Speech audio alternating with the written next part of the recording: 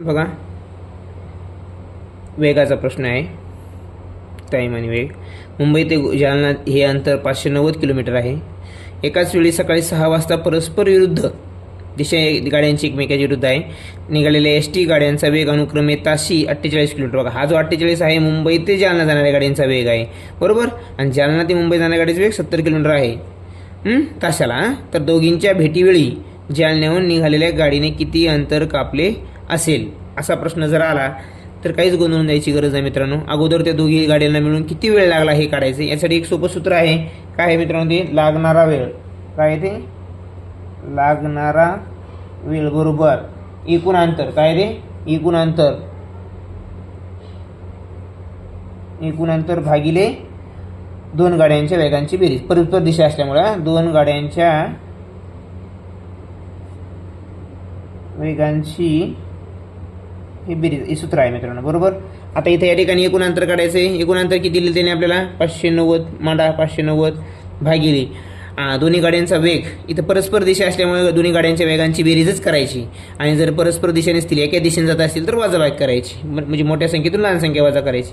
पण इथं परस्पर विरुद्ध आहे म्हणून बेरीज करूया. 48 अधिक 70 बरोबर 590 भागिले, आता यांचं उत्तर किती येणार आहे? 118 बरोबर. आता आपल्याला माहिती आहे मित्रांनो, 100 5 500 आणि 18 5 90, म्हणजे 118 118 118 5 590. म्हणजे एकूण लागणारा वेळ किती आहे मित्रांनो? 5 तास आहे. 5 तास. किती? 5 तास. म्हणजे ती गाडी जर 6 वाजता जर निघली असेल तर किती वाजता पोहोचणार आहे ती?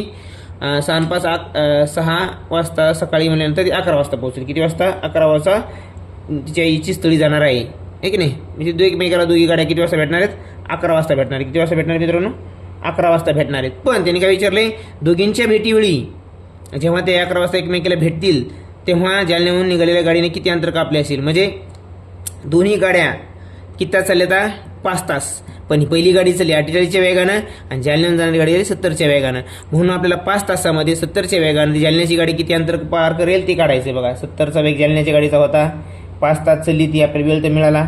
7 5 35 आणि 350 किलोमीटर तिने अंतर कापलेलं असेल 590 पैकी. आणि 590 मधून जर 350 काढले आपली हिचं बी मिळतंय आपल्याला. दोन्हीचं अंतर मिळून जाते. कोणतं विचारलं तरी आपल्याला काढता आलं पाहिजे. एकाच जरी काढलं त्यातून ते वजा केलं की ते पुढचं मिळून जाते. असं बी आपल्याला काढता आलं पाहिजे. एक प्रश्न व्हिडिओ पॉज करून तुम्हाला हा लिहून घ्यायचा आहे आणि हा तुम्हाला याचं उत्तर काढून कमेंट करायचं आहे मित्रांनो. व्हिडिओ पॉज करून हा खालचा प्रश्न तुम्हाला सोडवायचा आहे.